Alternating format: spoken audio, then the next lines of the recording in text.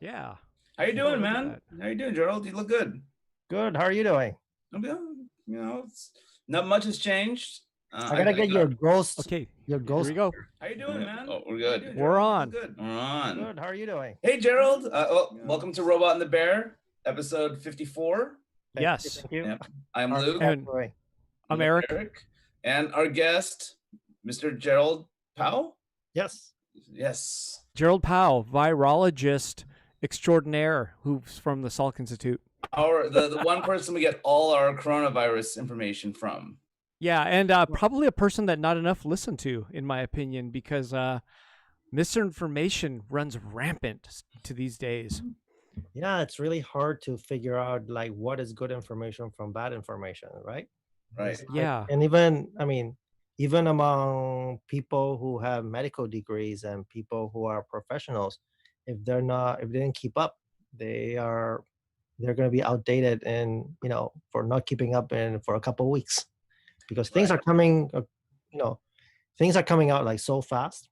It's like crazy fast. Like So how much reading are you doing? I have to do reading every day. Wow. Like, So is and, it it's like, just- and I'm not completely caught up with everything either. So there's certain places where they actually summarize the stuff. Those are really, really good one Mhm. coming from Germany, Mm. but it's in German. Oh. But So but they want a summer vacation because it's Europe. right. Well, I think everyone wants a summer vacation right now, right? Like, Yeah. So I think everybody's kind of struggling with that. And then, for example, in Europe, it seems to be that's driving some of the rebound in terms of the coronavirus numbers. do you think that this is a quote unquote second wave, or is this like does it constitute a second wave, or is it just like what? Oops, like kind of thing? Well, I think it's like this is clearly, well, in Europe it is a second wave.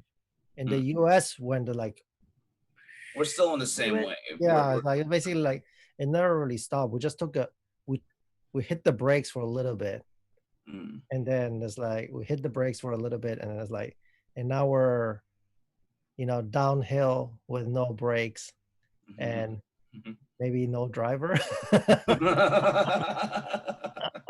So is any of this a surprise, or is this kind of was this just very obvious? Because to me, it was very obvious. I'm like, Yeah. this is going to happen.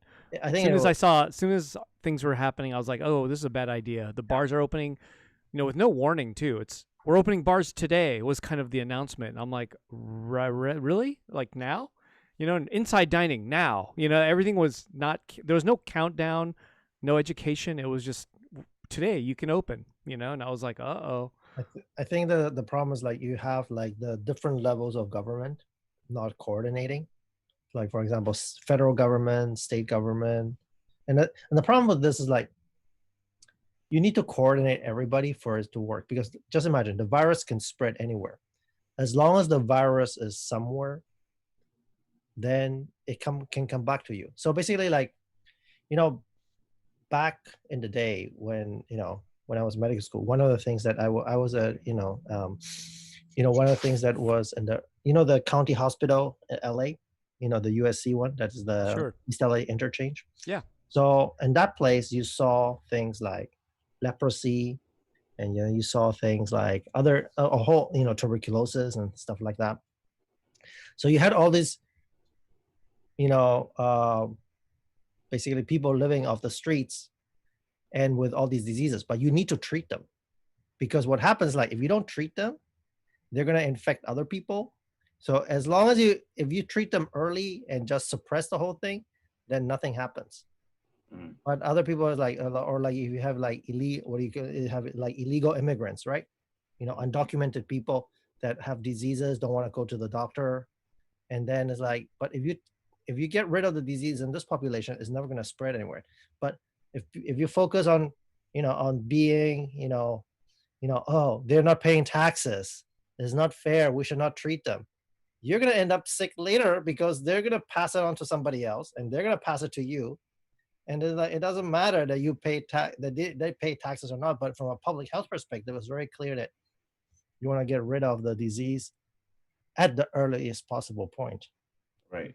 So it's a practical thing. It's not a fairness point thing. This is a practical thing to prevent it from getting everywhere. So that's sort of like the same thing. It's like, you know, so as long as we don't remove it everywhere in the world, it's eventually gonna pop back up. Sure. So yeah, that's pretty obvious, right? Like, of course it is. It is obvious. We travel. Everyone travels. There's no restrictions on it for the most part. Well, there is now, but for the most part, within the United States, there's no restrictions, right? No, New York has restrictions. You could just get in a car and probably go right in.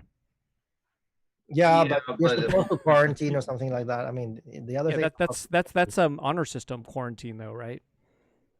Yeah, I'm not sure exactly what. Yeah, if you hiked in through the mountains somewhere in New York, you can walk right into New York and blend right in. You know? Probably. I mean, if you're Asian, maybe not so easy in some places, but you know what I'm saying? If you just walk right in, that's what I'm saying. It's kind of what I'm saying is it's a honor system, and the honor system does not work. I don't think it's ever worked, and I think that's kind of what maybe a lot of the governments think that. I think the honor system kind of works in most places in Japan. Oh, I'm talking about America, where you ever put a bowl out of Halloween candy? And you just leave it out there, and you write a sign, 1 or 2 per person, and you look at your security camera and you find out it's an adult who stole it all. There's no. Have you done that, Eric? I've watched people do it at my house. Okay. You know, on camera. Little kids are on. Yeah, little kids are honest. The adults are the ones that'll steal the whole bowl. No. I'm just shocked that you actually. $20. They can go buy themselves. Yeah. I don't know, but it's one of those things. If they can't handle Halloween candy, how are you going to prevent a spread of virus that they can't see? It's even worse. So right. Well, I mean, the entire virus thing in the United States has become like a weird constitutional thing, which is just like that's the argument that people who don't want to wear masks are making, that it's infringing on their rights. You know, which is just ridiculous. Isn't it kind of your rights end where it starts infringing upon other people's rights, like their right to live? Right. Well, I think people who use the Constitution like that are usually only concerned about their rights, not about the rights of others. Unless it satisfies the argument they want to make. Well, right. Like the Second Amendment. Right, the right to bear arms is an argument that people are making because they are afraid of a fascist government coming in and taking their rights away. Meanwhile, in Portland, Oregon, right now, secret police are pulling people off the streets, and there was just an article I saw today about how they are holding people in holding cells for misdemeanor, like infringements, and then forcing them to sign documents saying they will not participate in any other demonstrations in order to be released from that. Which is literally the government stripping away a person from their First Amendment rights. Yeah. So, but where are all these, don't tread on me, constitutionalists right now? Protecting their rights, the rights of these demonstrators. Yeah. Yeah. So, I mean, like this entire country is just a very conceited, self-centered, hole that's fucked, in my humble opinion. So yep. It's at a certain point you do need to work as a whole society, otherwise it doesn't work. Right. So are there any doctors that you've run into that are anti-mask doctors? Like, is there anyone? I don't personally know any. Yeah. I saw them on that video. But that's like right, the demon seed woman, right? Oh, yeah. Also, there was also another. I mean, there were people who were. I mean, early on, there were people that were not convinced yet because they thought there was not enough evidence. But as the evidence accumulated, I think like pretty much everybody is on board. I mean, the thing is like, it's okay to be wrong, but because let's say you don't know enough, you just don't know enough, right? But as you find out more things, you start changing your opinion based on evidence, right? So that's like a normal rational human being's way of dealing with things, right? It's like as the information comes in, you change your behavior according to the new information that comes in. That's just normal, I would say, right? Or supposed to be normal. It's supposed to be. Yeah. So are masks still the best way to protect yourself from, Yeah, actually increasingly so, because like what the epidemiological studies say that from the surfaces and things like that, at least like from touching stuff, you don't seem to have so much. I mean, it has happened. Like people, like door handle kind of things. Right. Everybody touching the door handle and getting infected. But I think it's also like, it's a little bit hard to pick up now because everybody's hyper aware. So everybody's washing their hands all the time. So then it's like, it's harder for you to pick up that. So as you took that out by your behavior, what's left over, the majority of it seems to be like airborne, the stuff that's for you harder to control. You speak, and the droplets that we actually have talked about this before, the droplets that you generate and stuff like that. So that's like that. And But probably a third of everyone who listened already forgot that. So we have to start over. That's par for the course. That's how it is. That's how the entire country is, right? Maybe there's about a third who I think it's like they have forgotten. What has happened recently. So I don't know whether you knew this. There was just as when Germany was reopening, so Germany did a really good job. They suppressed the numbers to so that their R naught was like, I forgot, point something, 0.3 or 0.5, something like that. So every person was like infecting less than one person. So if you keep doing that, so everybody who gets infected infects less than one person, then eventually disappears. So at that point, like they actually came to that, and suddenly they had a meat packing plant over there too, which had over 1,000 people infected. Wow. So it's like basically, and the meat packing plant there is not like so they didn't have dorms, like the ones they had here, like where they house people all in kind of a dorm kind of thing.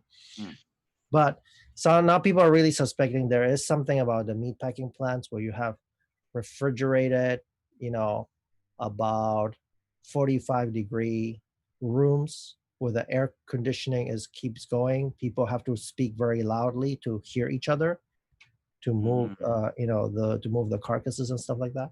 So yeah, so there were like it seems to be like in every country that you can actually get these meat packing or food processing plants where you have refrigeration, loud environment where people have to talk loud to talk over the background noise. That seems to be, they seems to have, these massive number of people infected, like. And this is despite like people wearing masks in these places, or actually, I don't know exactly whether they were wearing masks or not. So that's not really clear. So that's like that's not really clear. I mean, another thing that is like really kind of interesting that happened. Another thing that is interesting that happened is that people found it was a little bit expected because of the mink farms. Wow. So people in Spain and in the Netherlands have culled entire mink farms. So the reason being is that at least in the Netherlands, people actually went and sequenced the viruses from minks and from humans and could determine that people infected the minks and some people, much less, were infected back from the minks back to the humans. Wow. So mink farms is for a coat? Is that basically it? Yeah, exactly. Those are like for the fur industry. So there's that's not even a food source. It's straight up. Yeah, but it's basically the minks are susceptible. Yeah. Just like a cat, right? Or a cat can be as well. A dog is not. A cat is. The cat seems to not infect humans very well, but humans infect cats very well. Cats infect each other at a really low frequency and don't get very sick. Wow. But also the minks, some of them die, but like the percentages that you saw dying is like similar to human. But Right. none of the minks are old because they kill them very quickly. But Oh, because they want that soft fur.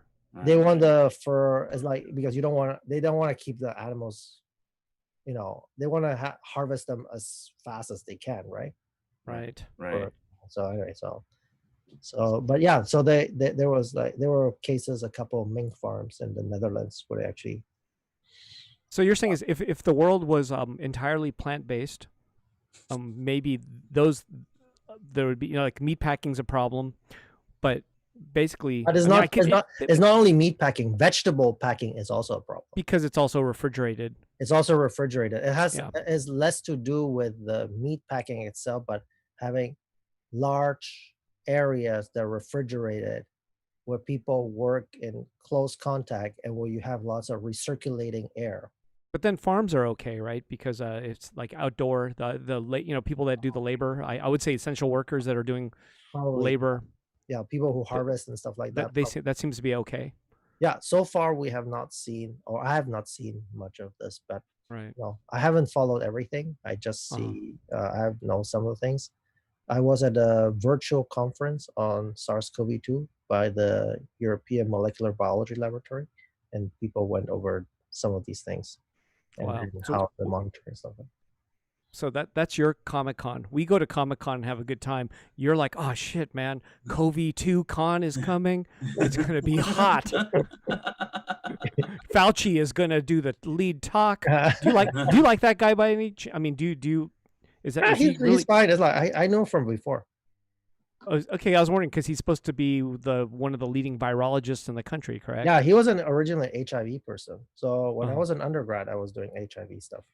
Oh, yeah, you mentioned that in the last time. Okay, I just wasn't sure because I think he dumbs down his talks so much that he has to, right? So he has to. Of course, and people still can't understand it. But you know what I'm saying? Like when he speaks, I'm always thinking like I feel like he's a month behind everything that we talk about here, and not quite everything, but many things we talked about here.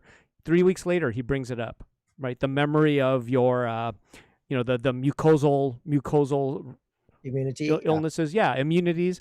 That we talked about it. 3 weeks later, he talked about it. But 3 weeks, like that should be a faster. I mean, that's an important. That's an important thing to know. He knows it. He just hasn't talked about it, and he has to be like super. Because he acts like it's brand new. It's like we just found out, And I'm like, dude, you should have known about that 20 years ago.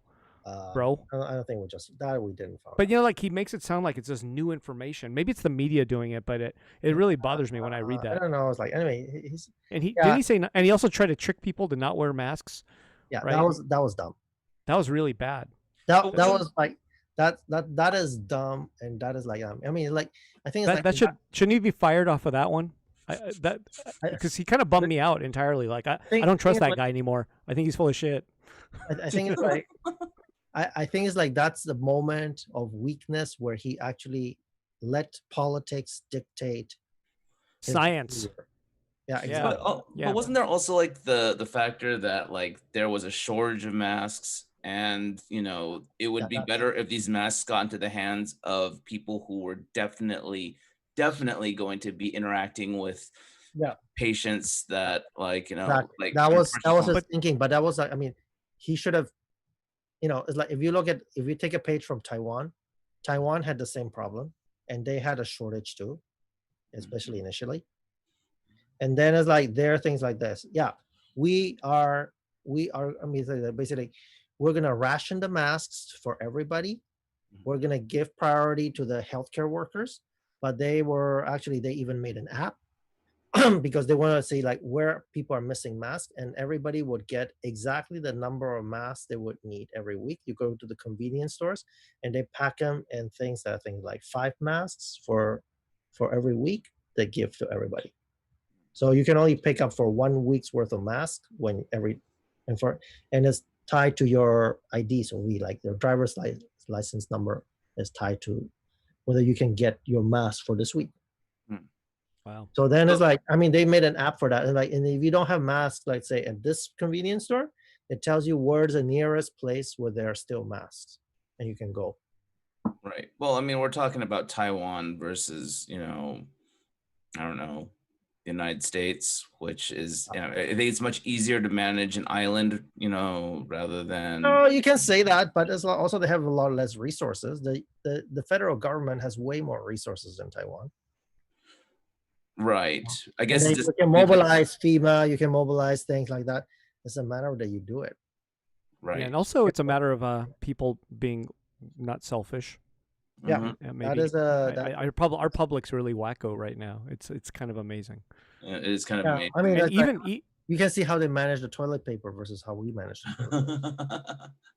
Were we the well, only country that had the toilet paper issue? I know Japan had a toilet paper issue, but like, Yeah, was and it it's just like, Japan and America and North America that had, toilet paper I problems? don't think the toilet paper issue was like that big anywhere else. And then it's like you hear about all the people who are trying to return the toilet paper afterwards, or going to Costco and wanting to return the toilet paper. And Costco says, no. Nope. Nope. no. Nope. You gotta sell it to your Anyways, friends. Sell it to your friends. But you know what? You don't have any friends anymore because you hoarded all that toilet paper and you rubbed it in their face. Yeah. So, So yeah. So okay, wait. We need an update on your treatment/vaccine. yes. Well, you should have an update on what's out there already. Okay, well that's next, but we want to know about yours. About mine? Yeah. We're still working on it. We made a we made a version. Actually, like when I go back afterwards, like I probably have to send this out to sequencing to make sure everything is correct. So yeah. But meanwhile, we actually put a paper on bioarchive and sent for publication. And then that paper basically shows that this new mutant that appears sort of late January of the virus is much more infectious than others. We're not the only ones who have found this. There's about 4 other groups that found it, over the last month or so.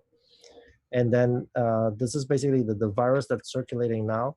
It's much more infectious. So wherever it went, it took over the original strain. So it can outcompete it.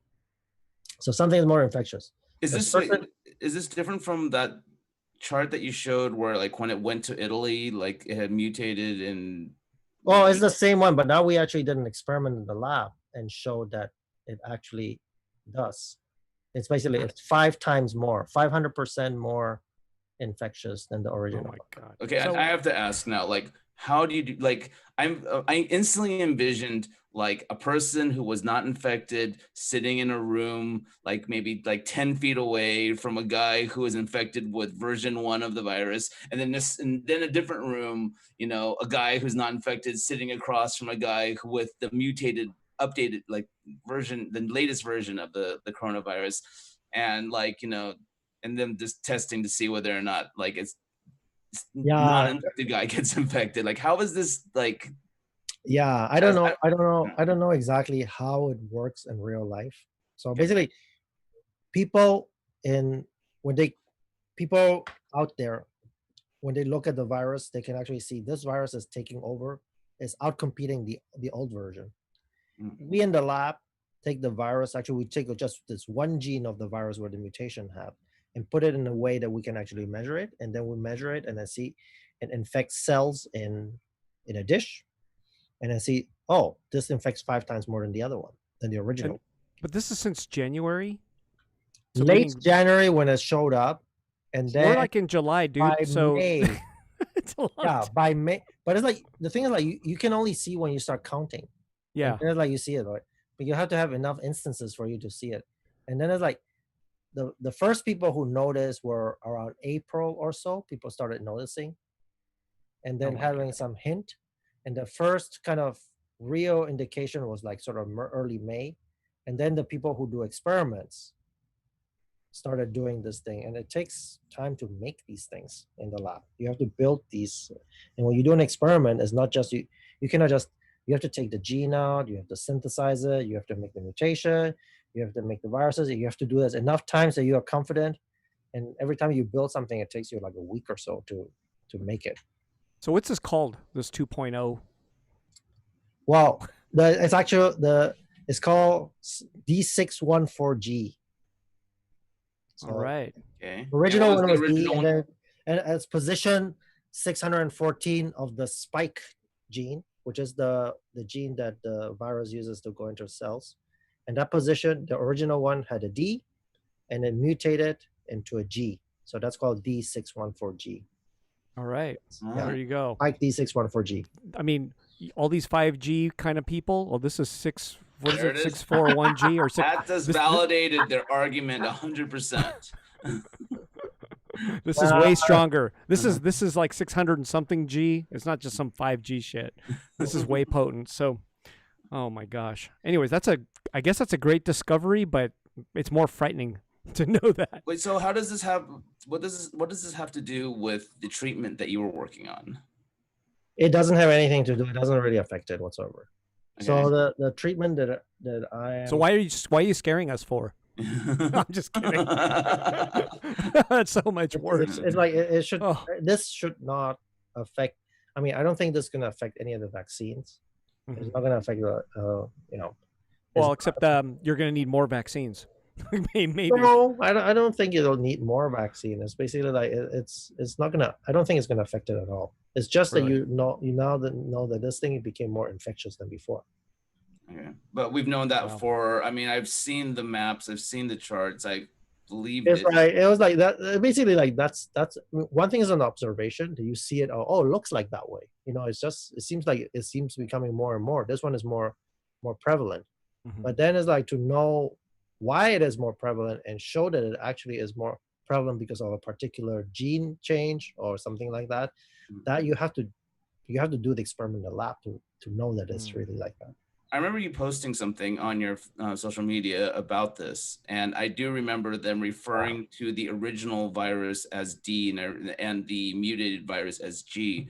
Yeah. What happened to E and F? E and F don't change anything.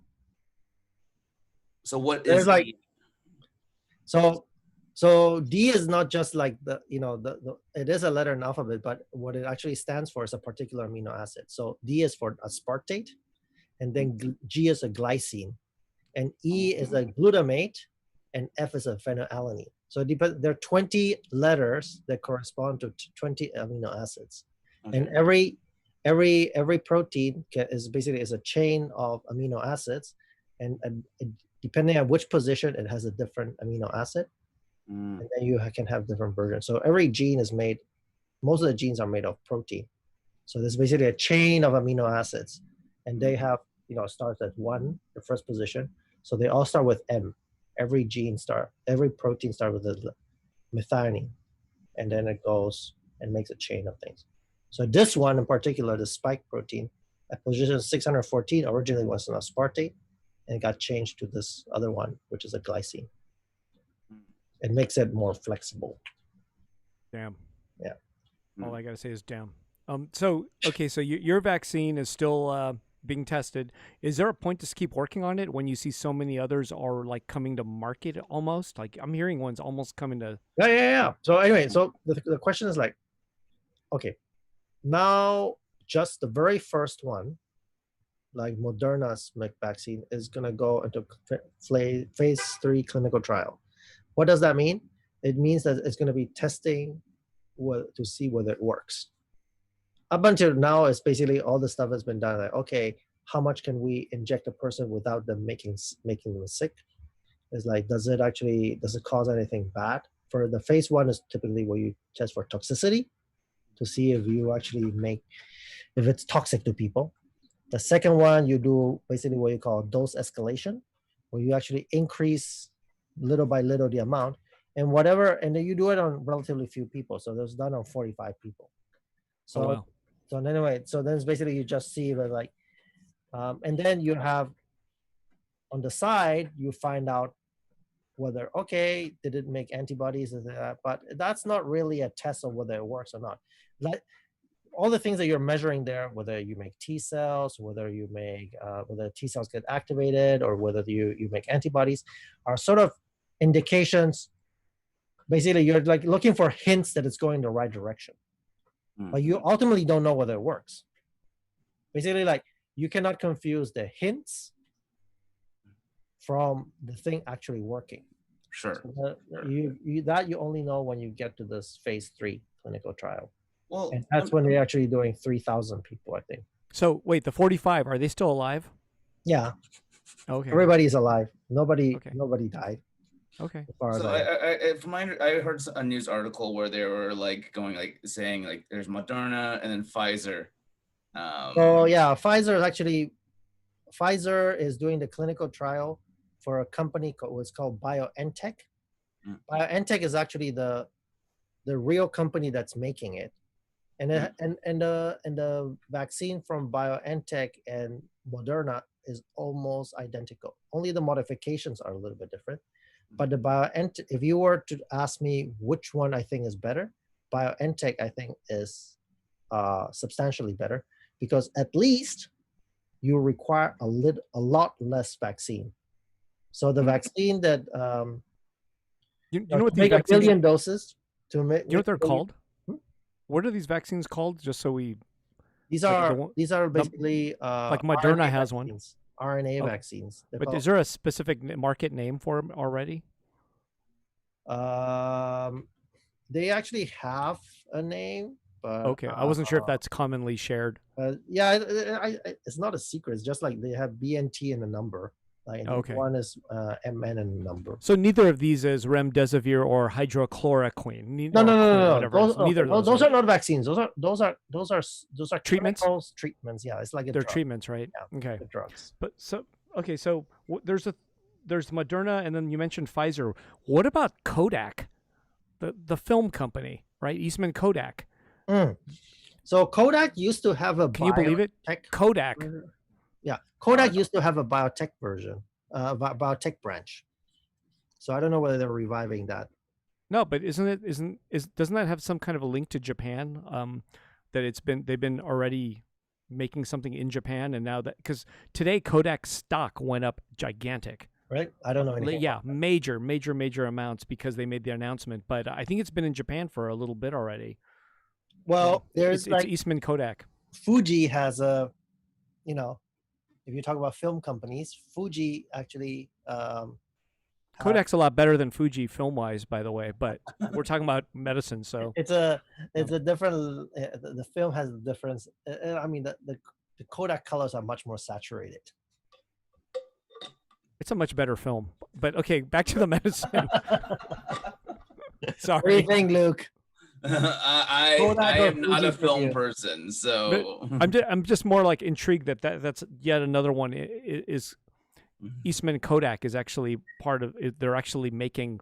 Well, they were gonna go broke anyways. They were like they've been doing really bad for a very long time. They completely missed on the digital photography part. So, but they might save people's lives instead. It's a good trade. I don't know. It's like I'm not aware of what Kodak has there. Right. What's going on in Russia? Like, Russia, made an announcement yesterday saying, like, we plan on being the first country to, whatever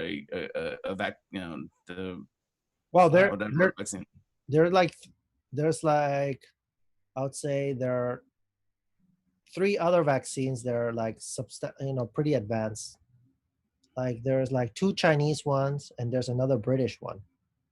That's with I think like with Sanofi Aventis or something like that. I forgot. Yeah, what are the Chinese ones? Are they the Sanofi? Actually, there's like the Chinese one. One of them is like a very, very traditional vaccine. It's basically the actual virus. You just kill it off and then use the killed virus to inject people. So that's what they actually made a. I think it's called Sinobiologic, the company. But anyway, they're making a killed vaccine and testing on people. I mean, that was, traditionally that was like the way that, like, for example, the Salk polio vaccine was basically a killed vaccine. You take the virus, you chemically treat it so it's dead. It cannot basically be infectious anymore, and you inject it, and then that you make antibodies against.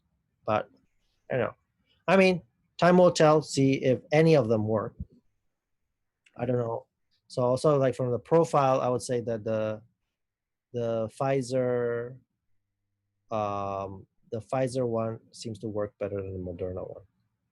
And also, like, in terms of making something for the world, it's also important to know that, the amount of, for making 1 billion doses, BioNTech, they need about 20 to 60 kilograms of this messenger RNA that they're making. And they can make that amount in, so it's about 20 to 60 kilograms what they need. And they can do it by the end of 2021, they can make that amount. Oh, wow. But the one from Moderna, you seem to require 600 kilograms. So it's almost like 10 times more. So, but all these companies, they're kind of like the computer chip companies. They're fabless. They don't actually make their own stuff. They just come up with the vaccine, and somebody else has to actually filling, where they actually have to make it and to put into vials and stuff like that. So there are companies that does the formulation for them, and there are companies that do the filling for them. So, but there's only one company that does it in Austria. So I don't know, they're going to compete for the same company to make it for them. So if the other company can make 20 to 60 kilograms in basically a year and a half, it will take 15 years to make the same amount for the Moderna one. So I don't know. They have to build another factory. So there's only one factory in the world, and it's in Austria, that has the technology to be able to do this. To produce it at scale, to make large amounts of it. So there isn't one in the United States. There isn't one in South America, Africa, or Asia. Like, as far as I know, yeah, because it used to be a very small market. Wow. So this means there's a secret one being built in Japan, Luke, just so you know. Nice.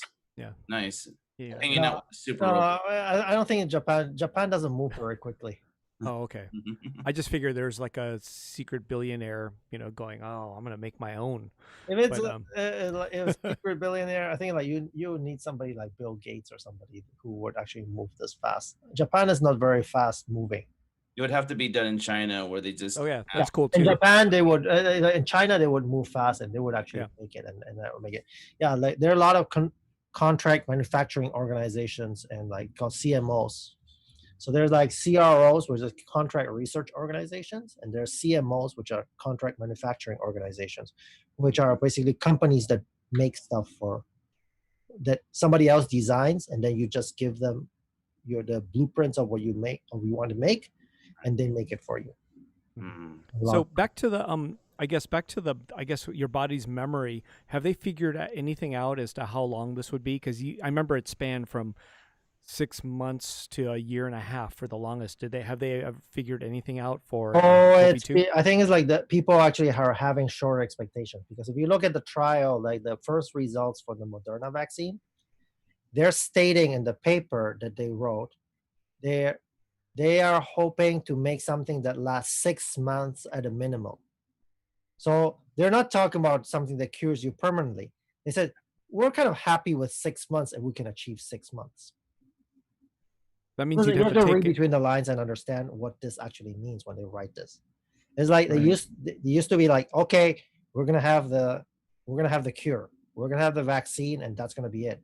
Now they're actually tempering their expectations of people and say, okay, we're going for 6 months.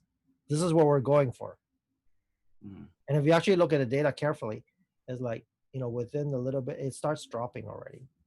Right. I think I saw an article about like it dropping off after even just a quarter of a year. I think that's a question we had. If you have one that lasts for 3 months, how useful will that really be? Well, how many times do you have to re-inject? A year. Yeah, but also you have to remember, okay, so with the capacity that we have now, we can make 1 billion vaccines, but let's say it only lasts a quarter of a year now. Oh, so right. Then instead of basically then for a year, then it's like, where are we going there? How many people can get it? Right? And then it's like you keep cutting, like, and then you have to have, like I said, okay, oh yeah, a single dose is not working. And basically what you call prime boost, which is basically you take one vaccine, start the immune system, and you take a second one to boost it. Right. You frequently need a booster to get enough an immune response. And if you do the prime boost, then how many boosts do you need? For example, like if you look at the hepatitis B vaccine, you have to inject 3 times for you to get sufficient immunity. So that's why I'm thinking that BioNTech is better than the from the data that I've seen. It looks better than the Moderna one. You require much less material, so then it's like you can have more doses or limited capacity. So this is also not good news. Yeah, no, this is.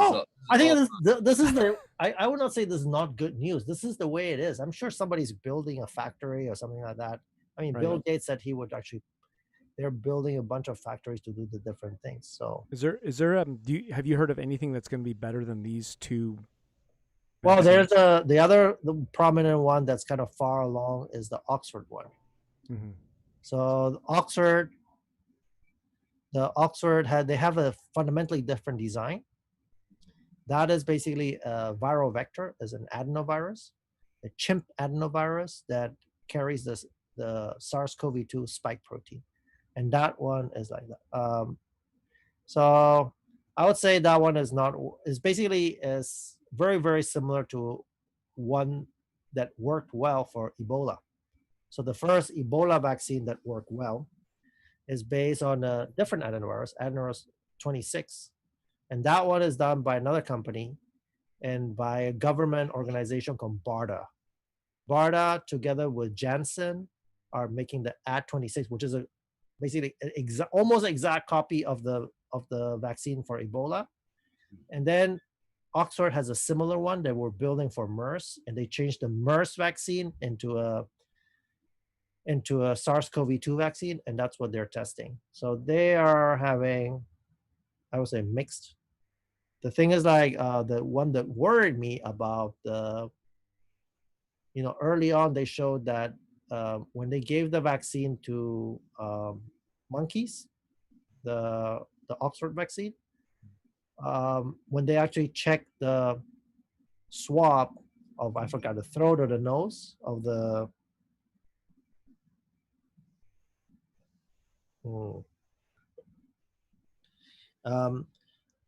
it's like anyway, so the amount of virus that you had with or without vaccine was the same. So it might protect you, but it might not make you less contagious. So that's sounds like it's not working so well. So I got confused by that statement. So it can protect you, but you'll still be infectious. Basically, like, yes, basically like the vaccine, for example, doesn't suppress the virus completely. It allows the virus to grow to a certain amount, but you don't get sick from it. But the virus is still there. Okay. And you can you could give it to somebody else, but you have some partial immunity that allows you to feel kind of okay, not get sick, but you can still be completely contagious to other people. Oh, that's not good. Yeah. So I mean, it could be like it turned out to be like this kind of vaccine. So there are many outcomes of vaccines. There are vaccines that can, completely. The one ideally that you want is that protects you completely. It stops the virus track, the dead. You don't get anything, and you also don't transmit anything, and it works 100% of the time. But you have the vaccine that doesn't work at all, that you inject and makes you actually more sick, and actually increase the amount of virus. That also exists. These are failed vaccines, of course, but it also can have that outcome. And you can have everything in between. So what the scenario that I explained to you is sort of somewhere in between, where the animal is sort of protected, doesn't get very sick, but is still producing virus enough to infect somebody else. Last month, I think it was the last time we talked, we talked about, or one of the times that we talked about the Salk's polio vaccine.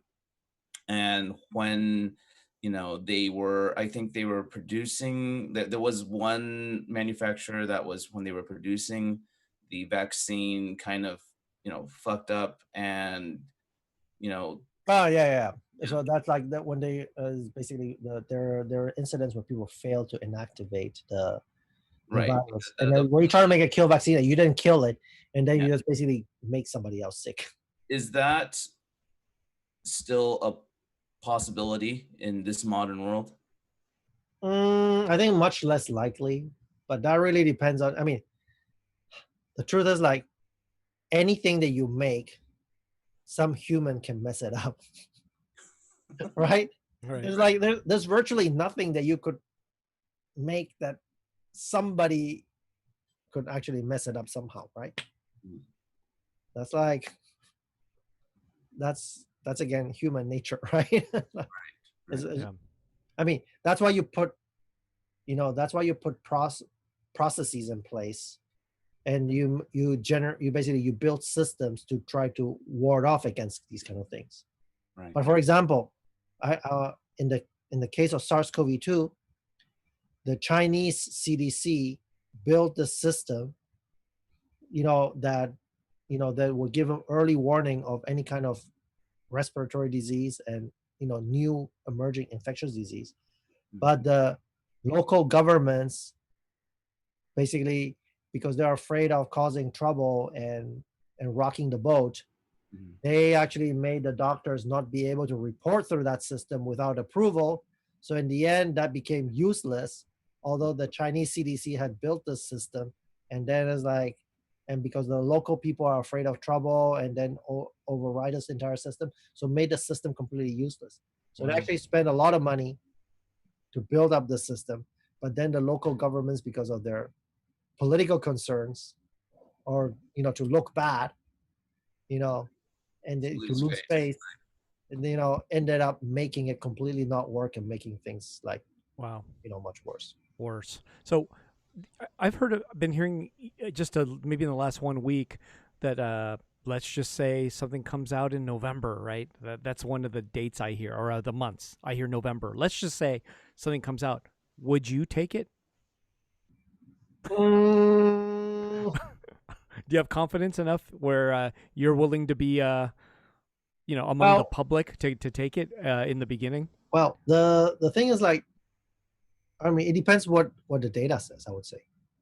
It depends how. So you wouldn't just blindly go, yeah, it's out, I'm getting one and I'm going to take it. No, actually, you wouldn't do it. Actually, you could go now and get onto the Moderna trial really easy. Oh, I'm not saying trial. I'm just saying once it goes to market. Yeah, but there's no difference between the trial vaccine and the actual one that's going to come out. There's not? No, wouldn't it? Won't they tweak identical? It? What if it hurts a bunch of people? They're not going to release it, right? Yeah, if it hurts a bunch of people, they're not going to release it. But if it works, it's going to be identical to the stuff that they're giving people now. I see. What is the obviously, like, it's never, no vaccine is 100%, right? No, there are vaccines 100%, pretty much. Oh, there are? Yeah. Okay. I but like, is like chickenpox or whatever? Or like, for example, the old smallpox vaccine. I mean, that one's so 100% that is like that the disease disappear from Earth. All right. So the last case was 1978, and it was basically the smallpox eradication program declared the disease extinct. It's like the disease was, I think, extinct in 1978, and I think the last case was in 1979 in a lab by accident. That's the accident one. The infected the reporter, yeah, killed the reporter. Yeah, I think we talked about that, but yeah, it's a while ago. Yeah. Well, do you think that with this kind of virus, with this COVID-19 coronavirus, like, is it like are the labs actually shooting for 100% effectiveness, or like are they just kind of hoping like, oh, if we could get 80%, that'll be perfect? Okay. No, actually, everybody goes for 100% and then comes short. That's basically how it works. It's like you try to go, you try to hit that home run, and then you maybe get a first base. Right. You don't know what you're gonna get, right? But what would, like, for it to be released to the public, how successful does it have to be? That's sort of a semi-political decision. From a scientific standpoint, is like, if it actually, like, if it works, you could actually release it. So, for example, that there's something called a BCG vaccine that was initially for tuberculosis. It was not so effective, but at a population level, people thought it helped. So they gave it to, in a whole bunch of countries, they gave it to a bunch of people. But what people seem to be seeing now is that that BCG vaccine seems to protect people against COVID. So it seems that whichever country was giving the BCG vaccine, you see less people dying from COVID. Oh, It was wow. not intended for that at all, because you couldn't intend for it, because that you didn't know this virus existed. But they were trying to use it for TB, and then there is some indication that is like that actually works for COVID, or changes the immune system in a way that makes you less likely to die from it. So how concerned should we be about new strains of COVID? Not COVID-19, I guess. You know what I'm saying? Like, we hear about it. Oh, there's one that's in pigs now in China or something like that. No, right? That's the flu. There was a paper in the Proceedings on National Academy of Sciences from this guy George Gao. I think he was one of the authors, but I don't know whether he was the last author. But anyway, from China, they actually have a strain of flu that's circulating in pigs that has like pandemic potential. So that is sitting around. It's circulating. It's just basically, it's kind of a heads up. You should watch out for that. You know, if this gets up, but it's you know, whether ultimately will actually become, you know, really severe, that you don't know. I mean, in the grander scheme of things, I think, you know, a lot of people see that this COVID-19, this is sort of the warm up. This is like your warning. This is fair warning for you to get ready for something that, you know, right now COVID, we think maybe, okay, it's maybe like 1% lethal or 2% lethal, in that range, you know. But if you get something that behaves like this, but is like 30-40% lethal, just imagine what that would do. Oh, that's the population control you've been talking about, Luke. Oh, it is the problem. I'm hoping and praying for it right now. Oh my gosh. So, you know, one of the questions that comes to mind sometimes is the fact that, like, this virus is affecting people in so many different ways. Like, you know, there was the Nick Cardera case, the Broadway performer, you know, who like was generally healthy and young, and like, you know, went through like 4 months of a coma, and then eventually like had his legs amputated and died. Like, has there been any like insight into why it affects certain people, you know, much more dramatically than others? Well, people are just starting to find out what the factors are. So for example, what the one that's like clearly the people have shown now is the blood type. So if you're like, blood type is a thing. Yeah. So so multiple people have seen this and seem to be, you know, if you have the A blood type, then you're probably going to have a more severe disease. If you have the O blood type, you're going to have a more chances of having a mild disease. Right. I know I'm A, so, you know. Right. Yeah. Yikes. Wear your mask. Oh, I do. I do. But like there's this, like, the different ailments just kind of spread across the entire gamut of, like, you know. I think it's like one good thing that, like, we know how to treat this a lot better. So people are intubating a lot less. They're putting people on a ventilator a lot less, and seems to be a lot less people are dying because of that. So now it's like basically like early on, maybe just using the normal criteria to put the intubating people was actually probably killing people. Oh no. So yeah. So the basically, you know, you didn't know. It's like, this is basically like that. For when we actually had when I initially told people, you know, in clinical practice about the happy hypoxics, is people who's basically their their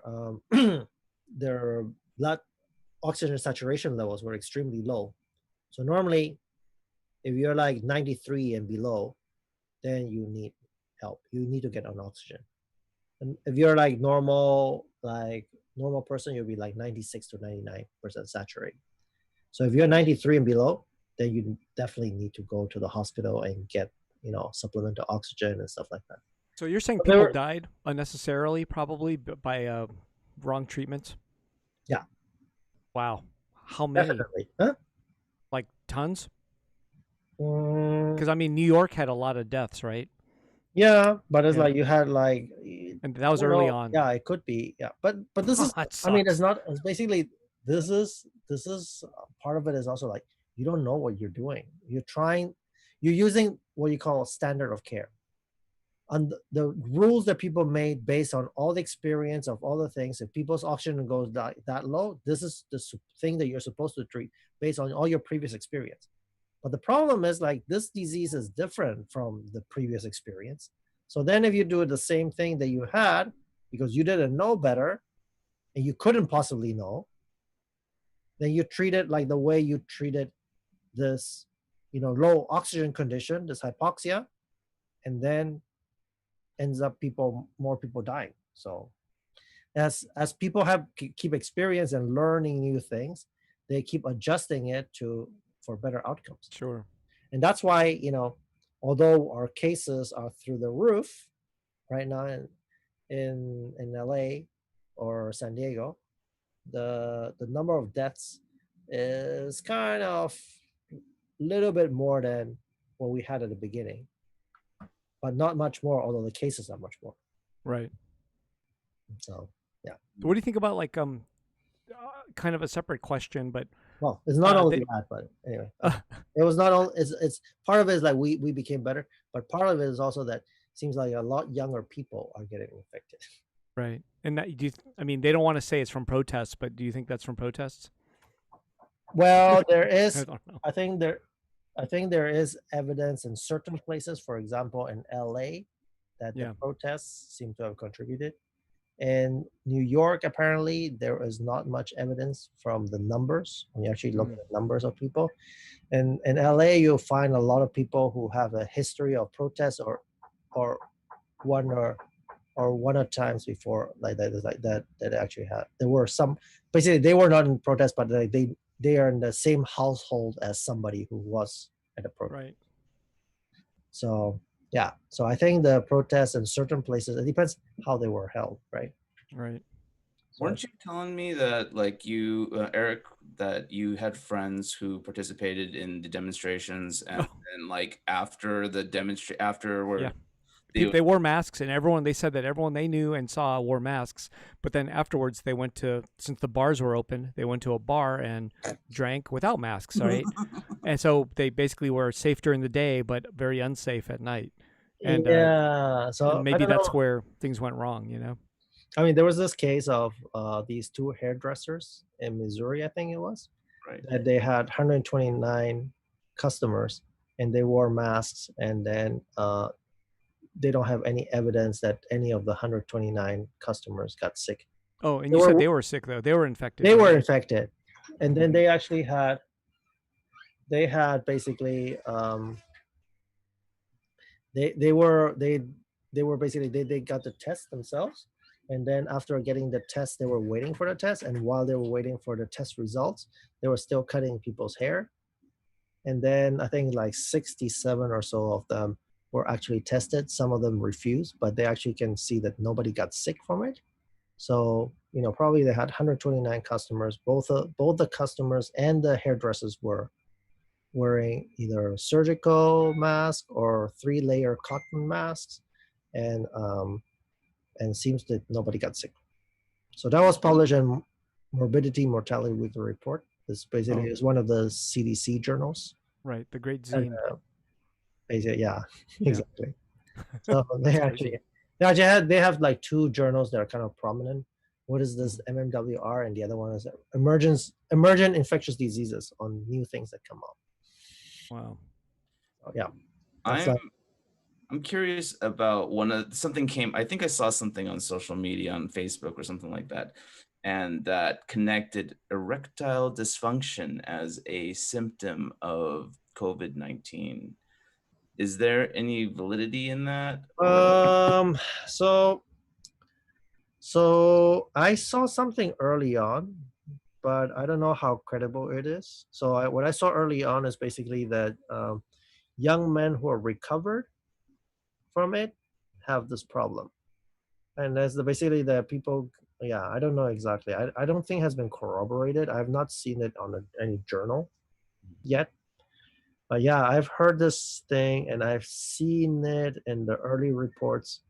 But I think it's like, also like the things that, early in the epidemic, a lot of data and reports came out of China. And that seems to have kind of disappeared. So a lot of this data that people had early on seems to have like, they didn't report anymore. But I mean, the West has by far exceeded the number of cases they have.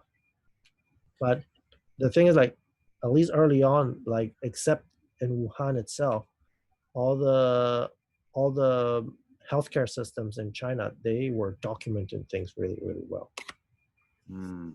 So, I mean, if you're overwhelmed, it's very difficult for you to worry about documenting things. You have to take care of things that are urgent that moment first. Right. But yeah, you're not going to like write down like, and he had an erection this morning. Yeah, right. Exactly. Or he didn't have an erection this morning. Right. And porn was on 24/7 in his room. We had What the hell? On the monitors, and yet he was not stimulated. Yeah. Oh, COVID-19. Wow. So I don't. What do you think? I would not say that that's like that has been. I mean, I've seen the things, but I would not say that's on solid footing. I would put it in the rumor category. Okay. Wow. So what do you think about like so there I've heard, what is it, 150 doctors or scientists or something said something about there needs to be a restart of shutting down everything. I read that in the last 1 week, maybe a week ago. They mentioned that, and there should be just a harsh shutdown. And I'm thinking, wow, is there any merit to that, or is that just kind of impossible? With the numbers that we have, I think that's a kind of a reasonable thing to ask. The problem is, I mean, the way you're supposed to manage this at this stage is that the way you want to manage it is like this. You have small enough number of cases that you can do contact tracing, see everybody who has, like, you can test people quickly and figure out if somebody has the disease or doesn't have the disease, or they're infectious or not. If they're infectious, you put them in quarantine. Then you do the contact tracing to figure out everybody who's been in contact with this person, and then test all those people. And if they have any if they're positive for disease, then you quarantine them too. And you prophylactically quarantine them and take, like, because a test is not 100% accurate, actually is not so accurate, you have to maybe test like twice to be reasonably confident. So then it's like, basically you quarantine the person, you test them, and a day later you test them again, and then see if it's if the test is consistent. So, in this way you could actually manage things really well. I mean, that's ideally what you want to do. And if you do this, then in an ideal world this would work, and then you don't have to shut down, but you have to basically play whack-a-mole with the disease. But you can only play whack-a-mole if you have a small number of cases, and you have testing, and you have a crew, a team that does the testing and the crew that does the contact tracing. And it's basically, how many cases a day can you manage? So to trace people back is going to take more than one a day, right? So basically that you do is, okay, I have to figure out the contacts. I'm going to call this person. I'm going to interview this person, and then test the other person. So for every contact tracing that you do, you need more than the number of contacts in terms of contact tracers, roughly speaking. Right. And that's impossible. So, I mean. And then there's people refusing, right? There's people that are refusing. They're like, I'm not going to tell you. Yeah. Right, you were just with the example of the hairdressers and some refuse. Yeah, the people who refuse the testing because they are protecting their rights. Yeah, but anyway, so the point is, like, basically, like, if we had let's say 100, 150 cases per day in LA, and the county public health department hired maybe 1,000 people, to a team of 1,000 people to manage this thing, I think they could manage, 150, 200 cases a day, right? Right. But if you have, if you have a daily number of 5,000 and you have 1,000 concentrated, they're going to be behind every day. And then Yeah. the amount they're going to be behind is going to be greater and greater every day. And then testing it too is what results are Yeah, taking exactly. 1 week. So then exactly. So then Yeah, everything so- gets delayed, and then you cannot do So anything. you have 7 days of contact tracing at least from when you tested, because you're still doing stuff probably. So Yeah. So anyway, so those are the things like, so that's how you manage something like this, right? right. It's like if the numbers become too big, then you cannot possibly do the contact tracing in a useful way. Let's say either the delay of the testing or and also the number of cases is so great that you can never be caught up with work. Right. Yeah. Yeah. So that's why it's like, if you actually do the shutdown, the hard lockdown, and then the numbers drop to the level that your contact tracing can manage. But that's basically what you should have done, right? If you do the lockdown, while you're doing the lockdown, you organize your infrastructure so you actually increase your contact tracing and your testing to the level that if it picks up, I can still manage. Right. So I can see shutting down harshly. I would be in favor of that only because testing is so like messed up right now, and I don't know why, but testing seems like it takes a week for you're not getting results soon. It's a long time. So I'm thinking the safest thing is to just shut down, right? That's the only response, Yeah, unless you can it's like, if you can get results faster, but they cannot, right? So there's almost no point to testing in some ways.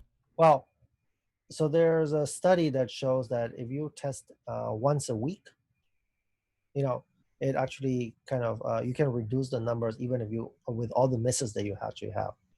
But if you test like once every 2 weeks, then it's almost as bad as not testing, because it becomes also in part like if the test results come delayed, it becomes not actionable anymore. Yeah, So it's basically, too late. it's not actionable information, because the time that you're infectious is that week and a half after, for most people, not for everybody. And some people are like for weeks and stuff like that. But for let's say for the majority of people, it's going to be like, in the 10 days plus range. So you're not cutting down anything if you come back 2 weeks later with a result. Right. So Bummer. So anyway, I mean, is it possible to develop like a home testing kit for something like the coronavirus? Because Yep. that would like be very helpful in a situation. So there's a company called Sherlock Therapeutics. They actually are coming up with a test. Basically, you take, let's say, saliva, put a drop on this thing, and then you add 3 drops of stuff, and then you wait, and then it's kind of like the pregnancy test. You see like 1 stripe or 2 stripes. If you see 2 stripes, then means that that you're positive or something like that. So that's being developed. It's called Sherlock. Yeah.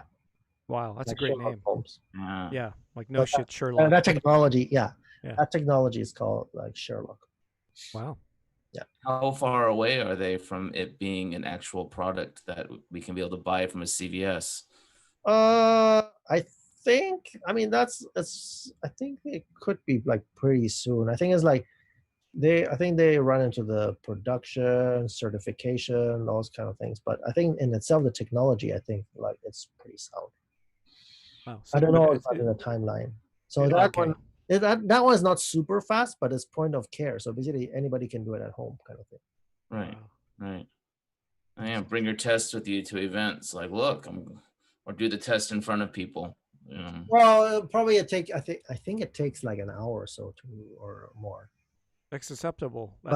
It's I mean, it's much faster than you waiting for a week for things to. Right. Oh, absolutely. Even if it's like not exactly perfect, if it just gives you a general idea, like Well, I think it's like if it the thing is like in this, so in science they actually have like 2 types of errors. One is the error that is basically a false negative, Mhm. something that where you actually had something but then it came out as negative as you were clean. Right. And there's the other one, the false positive, where you actually had nothing, but it comes as a positive result. In this disease, you care about the false negatives. The false positives, you don't care so much. Okay, so somebody came with positive. Yes, you get inconvenience that you have to quarantine when you actually were not sick, Right. but not much damage has been done compared to you missed somebody and that person is still spreading the virus around. Right. So you care about the false negative. You don't care so much about the false positive. Positives. Yeah. Right. Right. So today, was it today? I think, or maybe it was yesterday. I read something about people who could spread it, and they put an age at like anyone over 9 years old. Why would they do that? I read that today. So an 8-year-old can't spread it, or a 7-year-old can't. No, okay. I think it's like that data is not so. So anyway, so I read that today. So there's been a lot of. So this is sort of related to the early finding that kids don't seem to get very sick. So that the assumption is like, okay, if they don't get sick, maybe they don't have much virus, and maybe they don't spread. And people just started, okay, so let's say we're gonna see. So there was an Israeli study, and then there was, I think, a Danish study. I forgot. There was a couple studies, but the studies basically saying how many times do you actually see children infect somebody else, or children infect each other? And the way the studies are done is basically especially the one in Israel, they did it basically in families under lockdown conditions, and see if children were infecting or getting infected. So, but the children are not infected in the first place. So the sequence where you actually go to do the studies, like, okay, we find a person who's sick, we're going to test that person. And if they find a person is like sick and test that person, the person become positive, then you go again and then test the rest of the family to see if they're positive. But if you actually look at the timeline of this whole thing, the kids, maybe by the time that you go around and test the other person, has already been recovered or recovered substantially. So it's possibly it gives you a false negative. The kid was sick before, but by the time you test, the kid already recovered. So then it's like that. And this is kind of a lockdown condition. And these are all like basically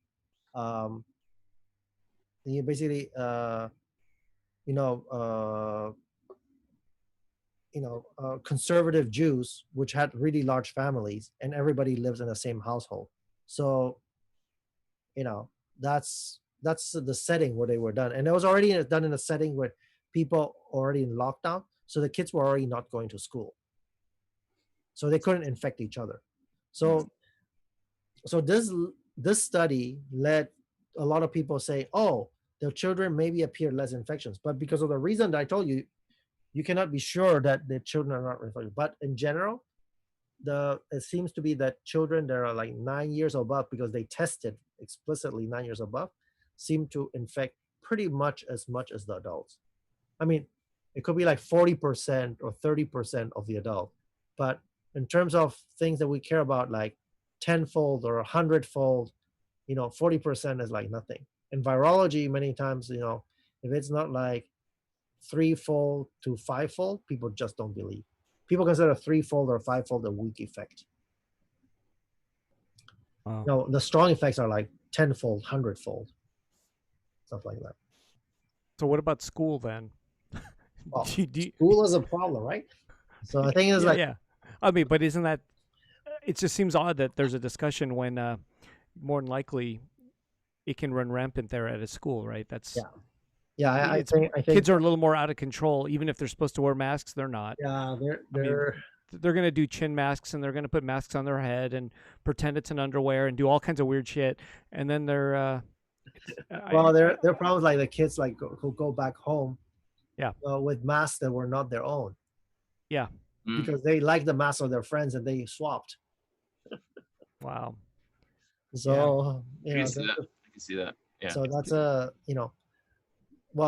that's the thing is like, I mean, I saw things that people sent me, and there's basically, obviously measures that are putting in schools that are really, really cosmetic, and it makes it is basically for people to feel better, but in There's terms a of lot of that. effectiveness, I think is like no effectiveness whatsoever. But it's Like basically shields around the desks. I saw like people installing like clear plexi like well, shields. that I think that would actually help. But like for example, like saying things like, okay, children are not allowed to bring their own toys to school, so they, Right. things like that, or They like, shouldn't or be say like, bringing toys to school anyway, or like, motherfuckers. yeah, I mean, stuff like Tell. that. I mean, like, they're like measures that are Leave the clearly not. toys at home. Yeah, we're gonna have the children wash their hands before class. Okay, and what happens during class? Or what is like, what is like, and are you gonna, but you're not gonna require them, you're gonna make them wash their hands before class, and then watch. You're still gonna let them talk, not wear masks whatsoever.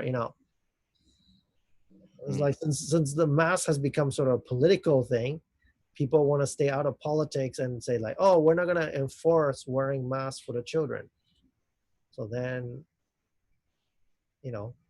it is, it's kind of a thing. And also like, so if you actually look in the places where schools have not significantly increased the the infections, they're all places where the infection rate is really low to start with. I see. But that's like, so you cannot compare. Oh, they were like these in Denmark, they or in Holland, they were really good at, they opened the schools and nothing happened and stuff like that. Yes, but the baseline infection rate in the population was really, really low. So out of 1,000 people, you probably only had one person or less than one person who could possibly carry to school. Well, I mean, I You think know, I think there's a lot of argument to be. There's an argument to be said about like dictating to all 50 states, right? Like you have like yeah, California, New York, yeah, Portland, Seattle. Like yeah. you have the West Coast states, which have like solid populations, but then you like say compare it to like a Wyoming or a Montana or an Thing is Idaho. like you should actually, I mean, the best way to manage these things is locally. Right. At the local level is like depending on the situation in this place, but you have to have competent people do it at all places. It's just that you actually have, you should adjust to the local conditions and then adjust to the local conditions, but in a smart way. You cannot actually like, so what works for one place doesn't work for the other place. For example, in Arizona, for example, where 30% of people who test are actually positive. Hmm. And if you think that is, not maybe, in terms of the population, that maybe at least 10%, and you have class size of 30, and on an average, you have a classroom where like 2 or 3 kids are infected. But what kind of people are taking tests? Like I haven't taken a test yet, and a reason why I haven't taken a test is because I know I haven't participated.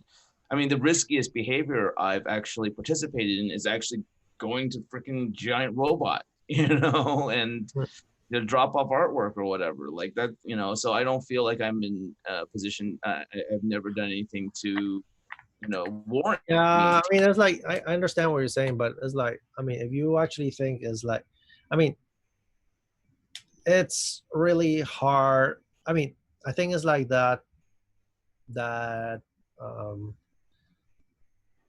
yeah, it's really hard to know what your absolute risk, because there could be just like one person who was hanging out a giant robot who basically spread his stuff there, and then that stuff is circulating and by the AC or something like that, that could infect you, Sure, and sure. then so it's really hard to know. But yeah, I say like cumulatively the risk is low. Basically you will be a low risk behavior person, so the probability a priori is like is really low, but it does, but there's no guarantee, right? It's no guarantee Right. that What I'm saying is the people who are taking tests are people who know that I'm saying a majority of people who do take tests are likely people who know that they participated in some kind of risky behavior.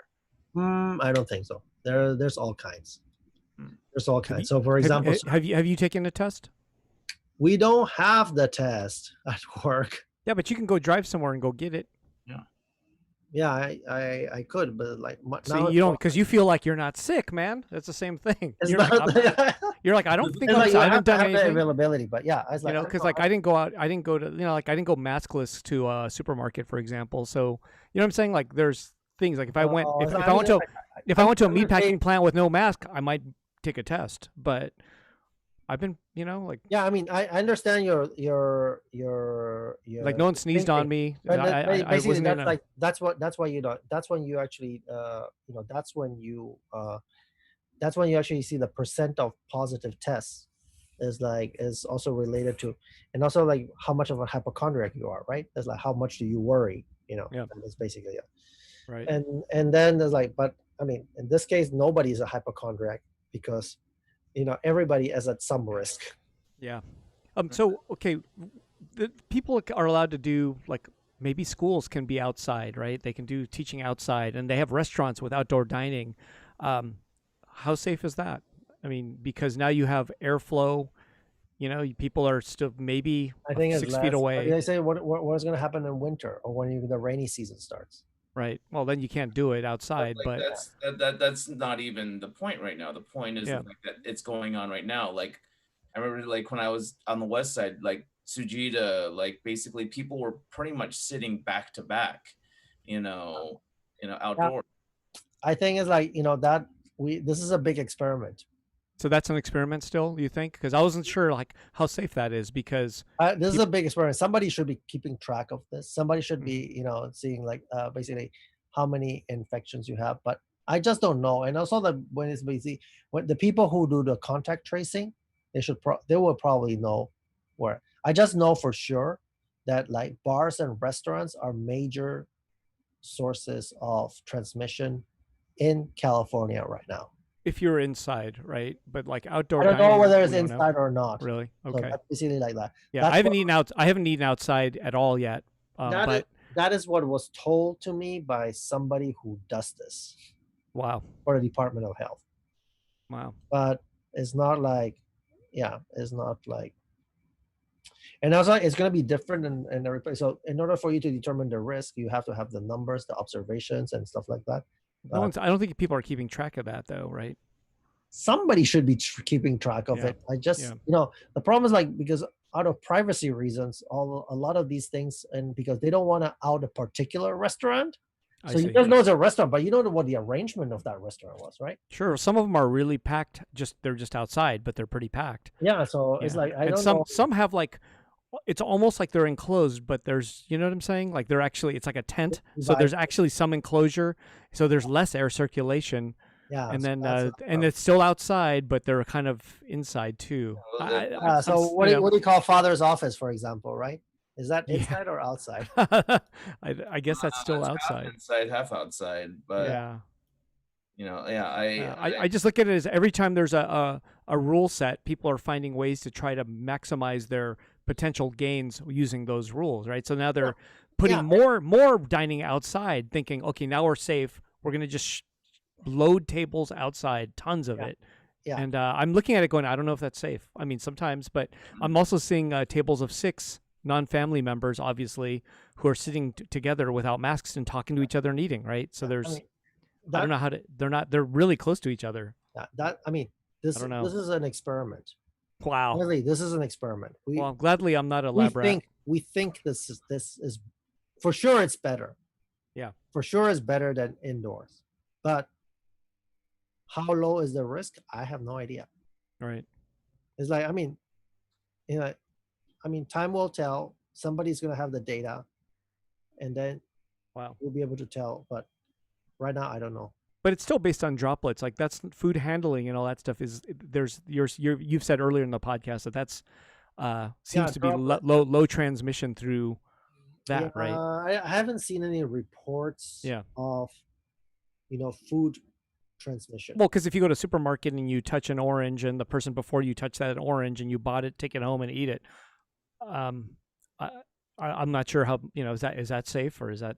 Yeah, I don't know. It's like so. So based yeah. on the biology of the virus, we know that the places where the virus grows really well is like in your nasal epithelium, in Yeah. your throat, and stuff like that. So if the virus has to travel to one of these places and sit down there in order to get the cells, in order to start replicating and make many copies of itself, then it's like eating is not going to be a big factor because like it's going to be in your food, it's going to go to your stomach acid and so on. So there's like, I was told that there's a report that shows that one of the things that's associated, it doesn't mean it's causal, but it's associated is basically people taking antacids seems to get infected more. Wow. Oh, So So you take the Tums, you might get because it's because you're maybe lessening the acid. maybe because one thing Yeah. that can happen that we know happens for sure, like people have done this in cultured cells and something like in fake like the organoids, which are like mini organs of gut, and show that these can be infected really well by the SARS-CoV-2. you segued into a question that I had written down, and that is concerning fermented cabbage. And there was a report Oh, that came kimchi. out, yeah, with Yeah. kimchi and sauerkraut, and how apparently, like, like whatever is in it, reinforces the ACE2 enzyme or something like that. Yeah, I mean I work with this ACE2 for this for the virus, Mhm. and I the more I look at it, the less I understand how it's actually how what ACE2 is doing. More ACE2 is worse, or less ACE2 is worse, and it's not really clear to me at all. Initially, people had a thought they had a clear idea, but this is actually really complicated. I have no idea in reality whether more or less ACE2 where and when is better or worse. It's like, I like kimchi, so Yeah, and I like both pickled any pickle. Like yeah, so go have your pickles. Like, I mean, it's like, it might not help you, but just eat it because you like eat it. it. You're gonna be happier, and if it helps you, it helps you.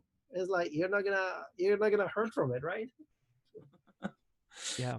But like, I think, if you hear something is a little bit helpful, like it can encourage you to, indulge in that, pleasure more, right? Like, So I give me mean, an extra helping of sauerkraut on my, like, hot dog or yeah, whatever. why not? Because then it might be too sour, and Hot dogs are kind of salty, so you want to cut that salt with a little bit of the sour, maybe, and you put ketchup if you want, or Well, if you have the salt issues, like we know for sure that high blood pressure is bad for you in general, in but it's general. particularly bad for right. COVID.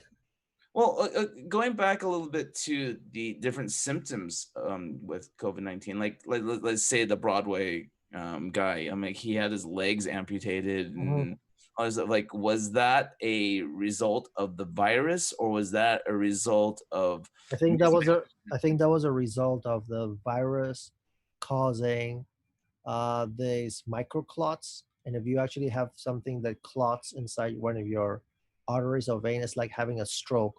So then presumably a certain part of his leg, you have this something a deep vein thrombosis or something like that. And when you have occluded this thing, this part of your leg is not getting oxygen anymore. It's not Mhm. getting blood anymore, and it's gonna die off. So once it starts dying off, you have to cut it off. There's nothing you can do about it. Mm. So it's probably that, without knowing detail, but that will be something that's consistent. Of course, you have to look at his medical record and see what actually happened. But Mm. you can clearly see things that, and there have been many reports of blood clotting related issues, complications related to COVID-19. So it definitely is causing some blood clotting issues. So it's How related. it's actually doing it exactly through the immune system or through I think or the virus directly is not very clear. But it seems to be rather indirect, but it's definitely happening. It seems like there's a lot of permanent damage, right? That's one thing I hear on the news lately. Yeah, Is tons of permanent yeah. I damage mean, for those right who now, it's like survive. how much of permanent damage can we speak of? Because in the U.S., the earliest patients probably like February, right? So like we're like 4 months into it. What do we know is permanent and what is not permanent? Or what are the things that maybe that show up maybe 6 months or a year down the line? We don't know what's going to show up. We haven't had enough time to evaluate whether, but yeah, there's definitely things that people recover that don't quite recover. Right, And like it varies there was between like people. part issues and circulatory issues that came up. Apparently, like young people like maybe they were showing scarring or something like that. That Yeah, they have like some bruising. I don't know, like yeah. around the heart and whatever that would be usually associated with people who had like cardiac or issues, when they were of older people or something like that. Yeah. So I don't know. You don't know. Gerald, are we going to be okay? You're gonna be okay, Eric. Well, let's see what happens with the vaccine in the next few months. We'll see. Few months, more than that, right? 6 months, maybe. Yeah, something Yeah. like that. So So- yeah, BioNTech was going to do a trial in Germany, but because there were not enough patients in Germany, they moved it to the United States. That's why Oh, they're wow. with Pfizer. Oh, I see. Pfizer is running their clinical trial in the United States, Wow. and they said they will do Oh. over 20,000 patients. So are we going to be in this kind of same situation for the next 6 months, probably? Would you say? Yeah. For the Yeah. next 6 months, we're probably going to be, I think, and the hope is that, that the vaccine works. But I think the vaccine is most likely not going to be very long lasting. But you might have something that will give you like partial protection for some time. So, Yeah. okay, how about 9 months from now? We're talking, next April. Yeah. So next April, I would say that, we're. Are the next numbers going to April, be the so same? I think it's like maybe somebody's going to have a really good diagnostic, that there's going to be an improvement in diagnostics. And also there's going to be an improvement in drug cocktails. So then it's basically, if you can actually have that thing from Sherlock, you can know right away. And then you can get a quick prescription of, anti-COVID drugs. People are going to be having the flu at home, but they're not going to end up in the hospital. That's my hope. But then, what do you so do you think, and you think the amount of cases will be much lower by then? I mean, we can't predict that at all, but right now we're pretty high, so I'm just wondering if is it do you think it'll go higher than what we have now? Yes. I mean, damn it. That thing that I was wondering I thought we were maybe topping off right about now. I really doubt it. First, Wow. right now we have almost certainly the summer. That 4th of July, that 4th of right July now thing. Helping us. So, but okay. Like, even with the, if you look at the things that happened over the last couple of weeks in Arizona and Texas and in California, Florida, in Florida and here, it's like even with the summer we're getting this. So just imagine that, like, if we're, slaughterhouse conditions and meat packing plant conditions in the fall, in the winter, what do you think is going to happen? Gerald, can you please help me understand why it is that viruses like COVID-19, influenza are so reactive in the winter versus the summer? Well, that seems to be that the transmission is better. The virus is somewhat susceptible to sunlight. That's why outdoor is good. And also depending on the relative humidity or the humidity that you actually have, either in some cases the virus dries out, the droplets will survive less. If the droplets get absorbed, so there are many possible things that can happen that you actually have. Basically, it's like what makes the virus survive in the environment for longer. And that's basically why you actually see these seasonal things. So these viruses prefer colder environments. It's basically they don't die off. So basically, one thing that if you put the virus at, I think, 56 degrees, it lasted for a few minutes. If you put the virus at 4 degrees Celsius, I'm talking in Celsius, degrees Celsius. So it's basically like 120 or something like that. The virus doesn't last very long, a few minutes. But if you keep it in 40 degrees, and like 40, which is 4 degrees Celsius, the virus is essentially intact forever. Wait, 4 or 40? 40 Fahrenheit, 4 degrees Celsius. Okay. So like No, your refrigerator, your a very fridge- cold your fridge refrigerator. temperature. Your Right. refrigerator temperature, the virus is essentially doesn't die. Right. Oh, So basically, you just only add. Every time this shows up, it just stays there. Right. And people saw this already, like early in the epidemic, people saw the ski resorts were like really hot spots of like spreading. One other question. The name COVID-19, that is for the virus, No, right? COVID-19 is for the disease. The disease. So the ailment that you get. SARS-CoV-2 is the virus. Okay.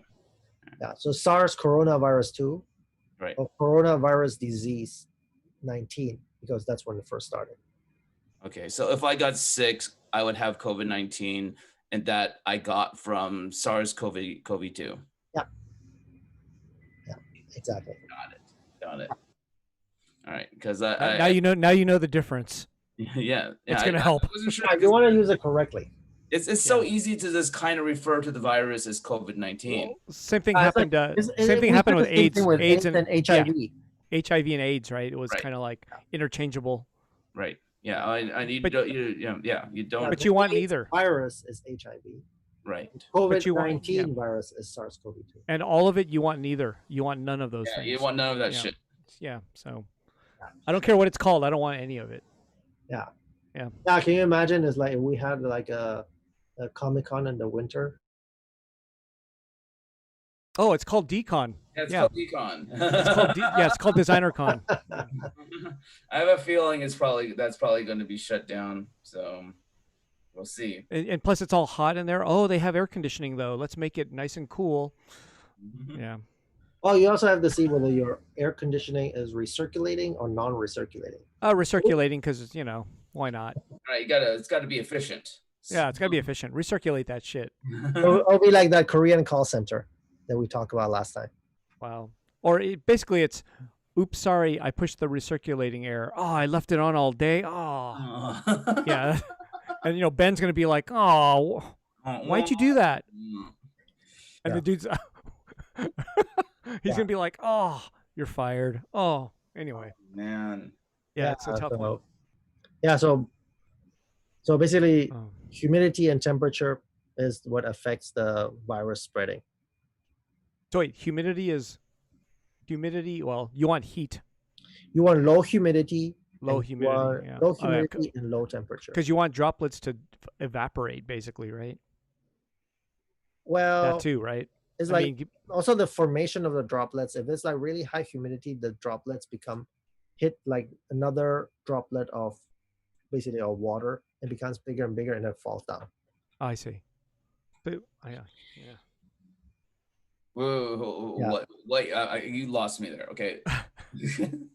Just imagine you have a little droplet, right?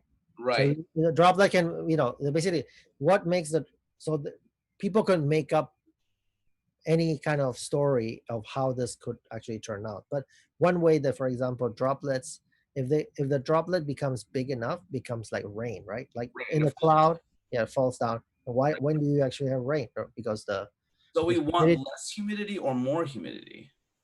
it depends on the relationship. So there's basically the relationship is not a straight relationship. It depends on the conditions.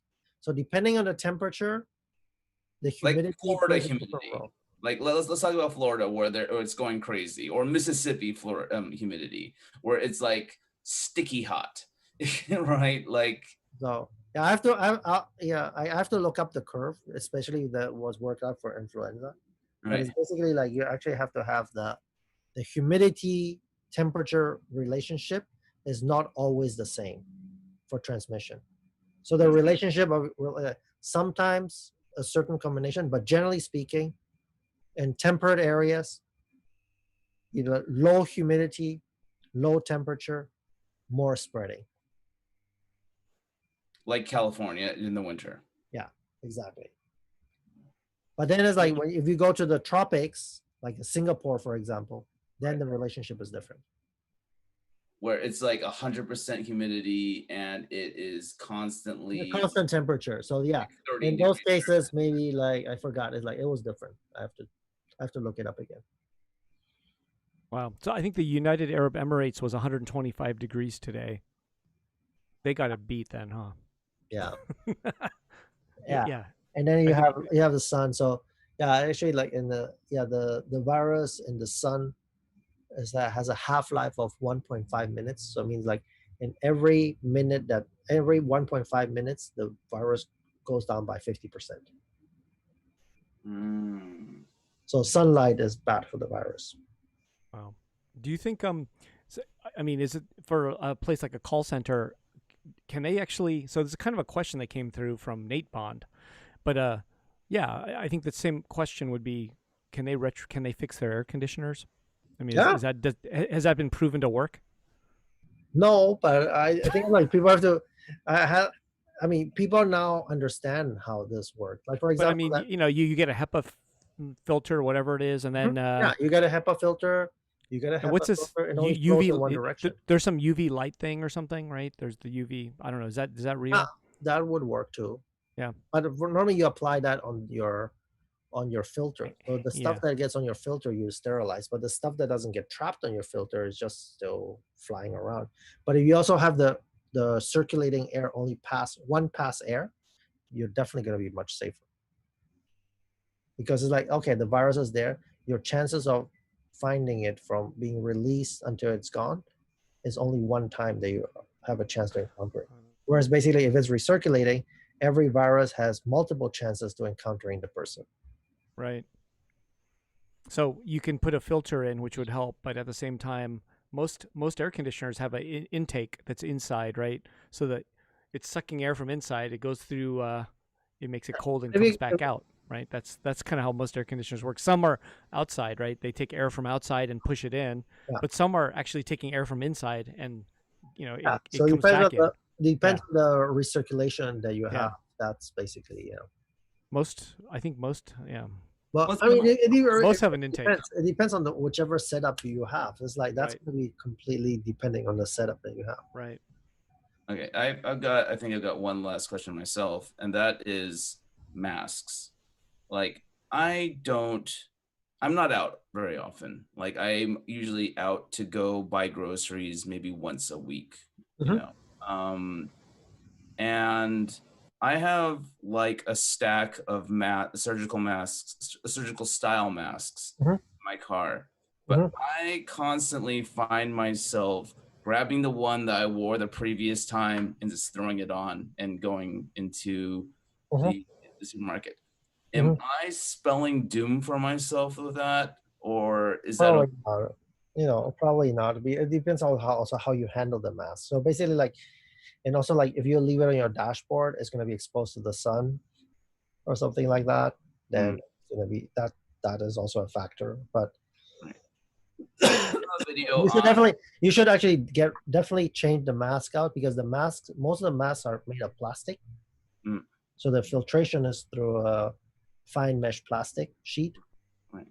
And if you actually feel that is a little bit too easy to breathe through it, that means it's not filtering anymore. It's like degraded. So basically you want something that filters better. So if Mm. something is like too if you notice a change in it, yeah, you want to. So basically, double bag it. That's all. Yeah. You want extra protection? Double bag. Yeah, Double.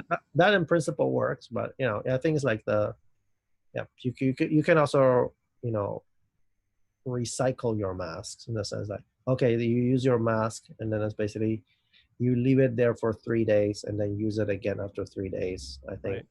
That's I think that's a reasonable way to deal with it too. I saw an interview with the creator of the N95 mask, and Hmm. he was saying, if you have to reuse the mask, it's good to get like 7 masks and switch them out every Yeah. day, Yeah. and then, keep them like in the best way to clean the mask is through light heat, Yeah. you know, to Yeah. keep like kicking back in your oven where there's a pilot light, that's keeping that Yeah, there was a Stanford test early on that tried to address that, and they actually tested different ways to sterilize. Rice cooker. Yeah, that was the Taiwanese way, the rice cooker, but that doesn't work for surgical masks because it actually melts them. Oh. Yeah. So for the N95 and stuff like that, yeah, what works for the N95 and the surgical mask is not the same. Right. And also you have to see which actually design and material they made it from. So there's like a fairly big spread of designs and materials. So you actually have to, and especially with the N95 mask, the way they test whether the mask is intact or not is basically they actually do whatever sterilization they do, and then they test how much back pressure there is. So it's still filtering. There should be some kind of back pressure. So how hard do you have to push for the air to go through? If it's compromised, then it becomes much easier to push the air through. So how hard or how easy it is to breathe in it, you can have a good sense of whether the mass is intact. If it becomes suddenly very, very easy, then you know, okay, this is no good anymore. Wow. Man. Never had an N95. It's never come up.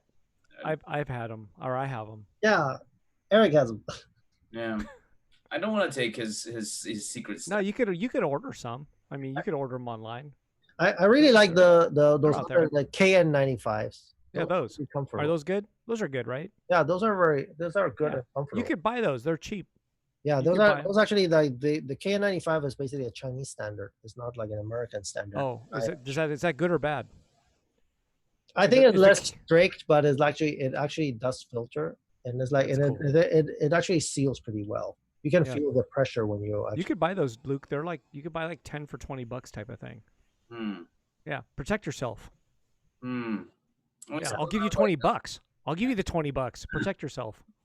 I still have a shit ton of surgical masks that I use the KN95 mask when I go to places that are like higher density people or higher risk, like that. Yep, I do too. The grocery shop or something like that. I'll use the KN95. That's what I do the same. If I go to the lab where we keep like really low density of people, I use mostly the surgical mask. Yeah. And there you go. Yeah. I have the same thing. I've got the N95 for those dangerous moments. Post office, supermarkets. Yeah. I put. Don't go to the movie theater even if they open it. Fuck that. The only enclosed spaces I'm going is a supermarket. But I don't recommend the movie theater. Sounds even bad. if AMC opens, they say they open this month. I would. They said July 30th, right? Right now, they're literally trying to open theaters this month. I hope. I think the AMC said they want to open July 30th. Like this week. Wow. With our numbers going up. That's not happening, man. That's not happening. That's not happening. I mean, maybe probably not in California. I think I think that the government is not gonna allow them. Horrible. No. I would think. Horrible. Anyway, so we got a ton of bad news today from Gerald. So I see very small, fine rays of hope. I mean, so fine. Okay. Most everything that's good is actually shitty. There's a shitty undertone to everything. But pickled cabbage does not work. Apparently. The medicines that are come out are going to be really short lasting. You're going to need. No. I'm not saying that it is. I'm just saying that probably there's a chance that that happens. But they're already saying 6 months, and that's not good. That's what they're hoping. Is you might not need boner pills after you get coronavirus, or you will. I don't know. No. Hold on. This is this thing. Okay, the vaccine issue is basically I'm hoping it works, but I'm just also giving you like what the precedent is. What is the history on all the previous experience with all the other coronaviruses that we see? What does it tell us? So not good, nothing good, man. But it's like, but the good news is like it hasn't failed yet. It hasn't failed yet. It could have failed already. You mean the coronavirus hasn't failed? No, that thing's very powerful. It has not failed. The vaccine could have not worked at all. Oh, I see. It's it could have failed already. Oh, It hasn't failed yet, which is already good news. Oh, I gotta check my door. Hold on. Go ahead. right. Talk amongst yourselves. Mhm. So yeah, He's got a package. Some Gundams are coming. But anyways, no man, I was yeah, nothing. It's I don't see any because even the 9-month projection of yours still talks about COVID being around. oh yeah. So that it's gonna be for a while. and that means next year's Olympics probably could happen with no audience or no crowd, right? They could do the bubble, right? The bubble they call NBA bubble. Oh, I don't know. The Olympics sounds like a really difficult logistical nightmare because, for example, okay, the Olympic Village, how dense do they pack the athletes? Very loose. And then it's like, I mean, they normally in an Olympic Village you have the athletes and bunk beds and stuff like that. How many tourists are gonna come in? You have like tens of Should be thousands none. of athletes. No right? fans and no fans though, right? Yeah, even then, but it's like, but where do you put the athletes, right? Yeah, it's up in the underground tunnel system. I'm not sure, man. Yeah, the Olympics look bad. Is next year's Comic-Con, is that going to happen? That's 12 months from now. I think it's like if they can get the drugs, I think Comic-Con can. I think it's like if we get a good drug cocktail and testing, and people don't sue Comic-Con. Wow. I think it's like if you get those three things together, I think the Comic-Cons can still happen. But you're gonna be able to have like 40,000 or 50,000 people in that convention center at a given moment. No way. I don't think it's good. There's going to be what is it, 1,000 people in that. 100. I mean, what do we Whatever have it is. normally? I don't know. I just threw out a number. I said 50,000 for one day, but I don't know. No, because when I go there for the neuroscience meeting, the same venue, and they have like 30,000 or so, it feels so empty compared to Comic-Con. Oh, okay. So let's say it's 130,000 people attend San Diego Comic-Con in one day. No, and I think that's just that's like the number of badges they hand out, I guess. Oh, so there could be a lot of people inside at a given moment. It's a lot of people. I was thinking, my estimate was around 100,000 people in that. So there's going to be like a Comic-Con with like 1,000 people walking around, and that's it. There's going to be more vendors and people working than there are actual attendees. Anyway, yeah. Yep. So we're gonna have a giant robot is not that dense. No, yeah, it's all bad. Giant robot. I don't think giant robot is going to be a cluster. Warner Brothers could be a cluster. Oh yeah. They'll have like their Game of Thrones panel and kill everybody. Hall H. Anyways, thanks for being here, Gerald. I don't think I have any more questions, and we've taken a lot of your time. Yeah, we've taken a lot of your time. I'm a little more depressed than I was when we started. Oh, come on. And I'm a little more depressed than I was an hour ago. Come on, this is all like the news hasn't changed much. I just know now that like kimchi is a waste of time. So yeah, we don't know what that kimchi is. I just tell you that I don't know about kimchi, but just keep having kimchi. and just so you know, since Luke, you ate at Chipotle outdoors, you're part of the experiment. I am part of the experiment. Yeah. Absolutely. Yeah. I haven't eaten at a restaurant yet outside, so I haven't done that yet. Yeah, but like I took takeout from Sujita. What? That doesn't taste that's like, it's not so good, man. 80%. Yeah, but you microwave. You didn't like, reheat on a stove or anything like that. I don't think that's gonna work, man. Oh, dude, it's a difference. No. Big difference, buddy. Oh, the noodles were all stuck together. See that. So Luke has an answer for that. Just run it through water. Absolutely, run it through water. Yeah. Like cold water. You don't want it to loosen it up in hot water and then pull it out. Just to get loose. So. Yeah, I'll do that next time. Yeah, there's no next time for me on that one. Yeah, that drop in 10% means that it's unacceptable for. Well, the Sujita's already a 50% drop from Tokyo. Anything. Oh, pow! Smash!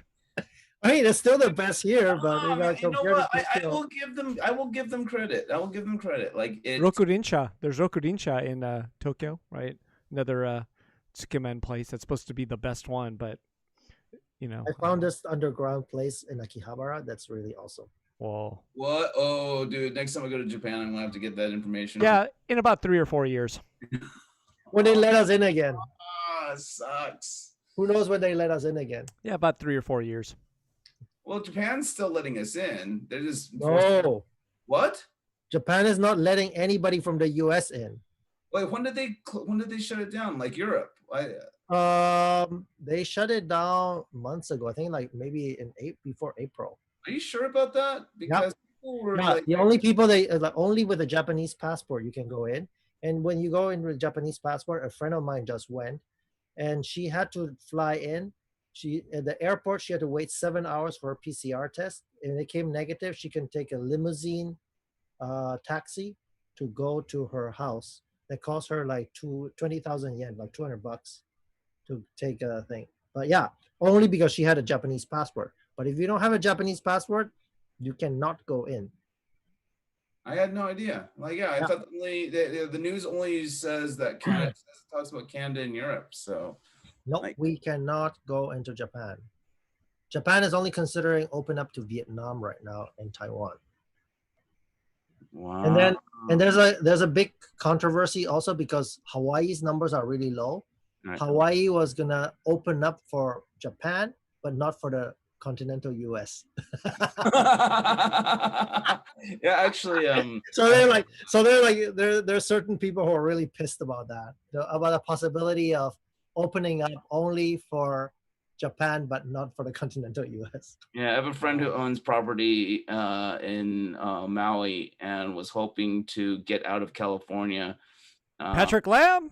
And basically Monkey King. And to take his family out there just to get out of like all the shit storm that is California, and they won't like let him in. Mm-hmm. Or they did have to quarantine for X amount of time and all this other shit. Yep. So see, we ended it with more bad news. Yeah, that was particularly bad news because I hadn't heard about Japan closing go its check, doors. You check that the Japanese government is not allowing almost any country in. Yeah. Now you can easily look that up. Okay. Good talking to you guys. No, it's great talking to you, Gerald. Dude, thanks as always. Thanks much. You know, good to get an update. You're welcome. Yeah. Okay. Take care, guys. Okay. See you. Bye. Bye. Bye.